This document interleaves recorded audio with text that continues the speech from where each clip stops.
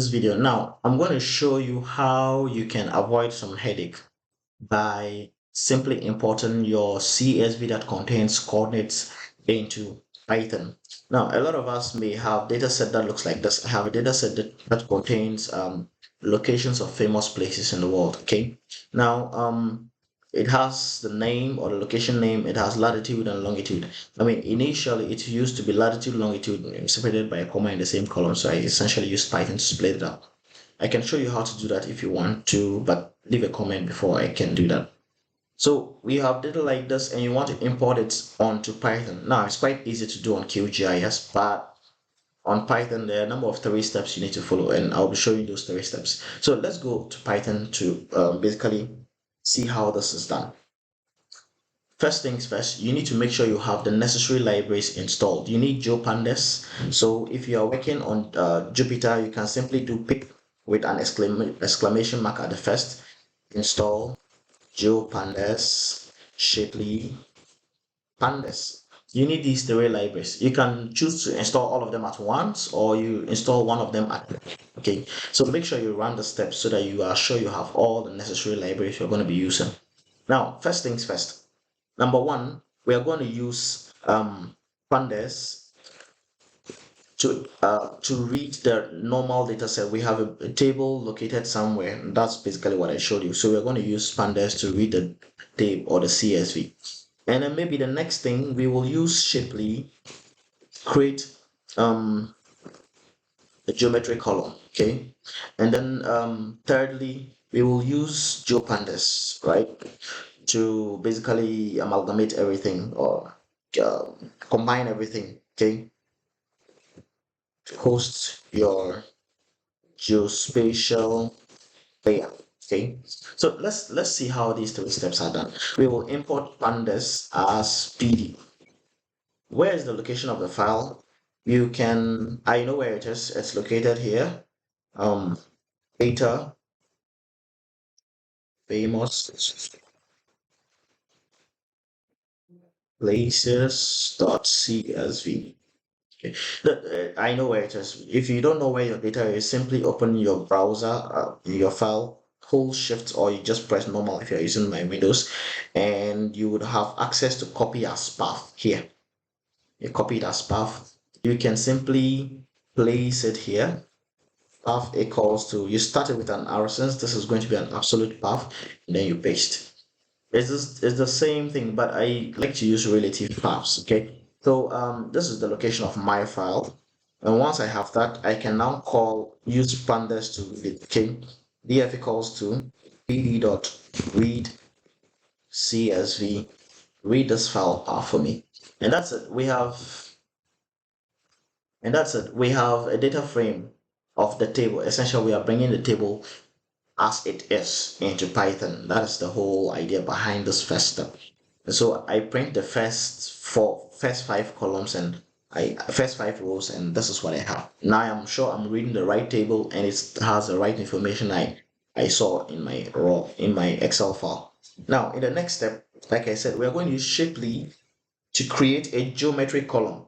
The difference between a normal data frame, or one of the differences between a normal data frame like we have here, which is just a normal table, and a GeoDataFrame is a normal table doesn't have the column, the geometry column, whilst a GeoDataFrame has geometry column. So essentially, we're going to create a geometry column and add it to this normal table, and now we can call it a GeoDataFrame. See, that's easy. So let's see. I'm going to import. Let's do it this way: from shapely, import point, like this. Just import this point, and then you'll be fine. We're going to create that geometry column for the data. Okay, this is going to be list comprehension because we want it to correspond to the number of rows we have in the normal table. So point xy, or if you want to know how to read this list comprehension very well, you can just say for xy in zip df longitude. Remember, bring your longitude first, or in your case x value first before your latitude. Okay,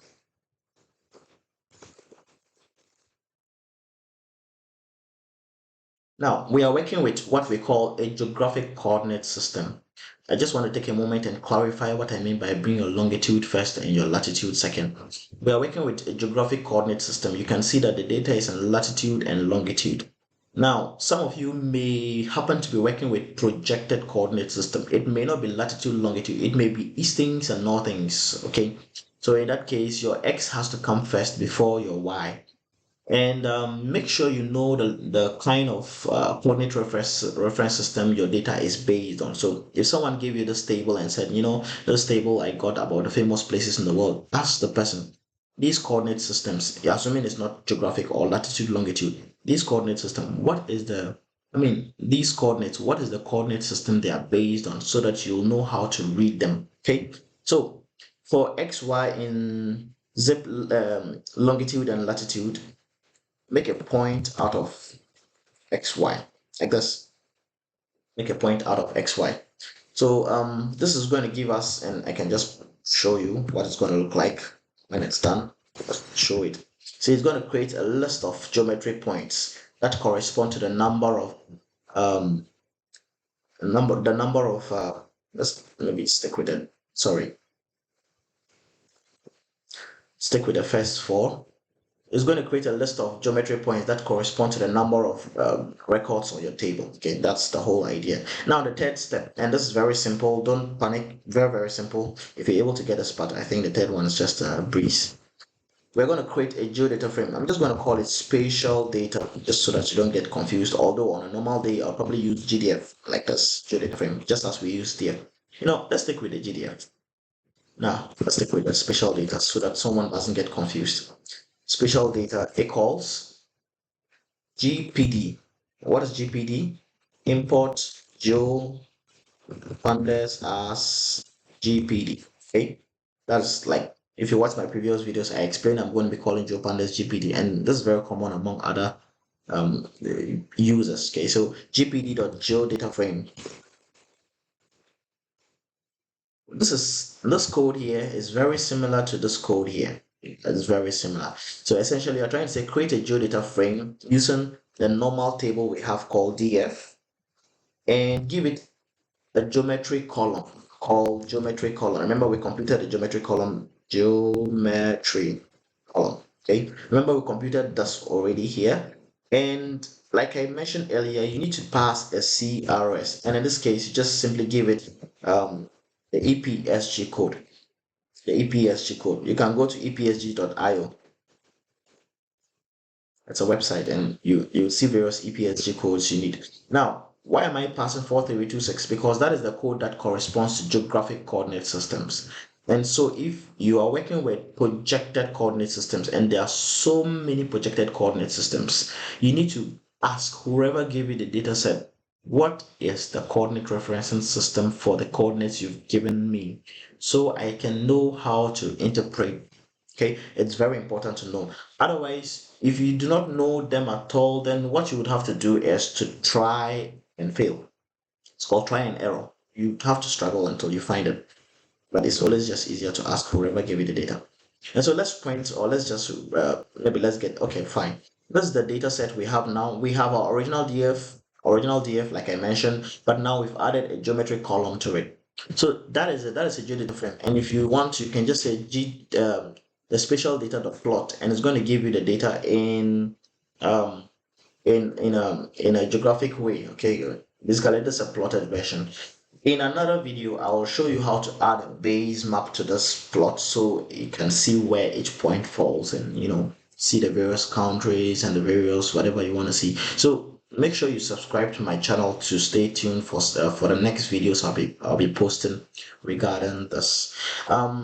If you did not set the step in the first place, you can always just do that later on. A spatial data dot set CRS, and then you pass in coordinate referencing system for it. Note, setting the coordinate referencing system is not the same as reprojecting. So don't think dot set equals to dot spatial data dot to CRS. Okay, these are not the same thing. Setting the referencing system is, if it doesn't have a referencing system, then you set 1. But this means you are reprojecting from one coordinate system to another coordinate system, and we'll be talking about that in another video. So like I said, stay tuned for the subsequent videos that will be happening. But from here, you're good to go. You've now been able to essentially move your raw table into Python in a geospatial way. So now you have geospatial data. You can now make various kinds of spatial analysis from them. And so stay tuned.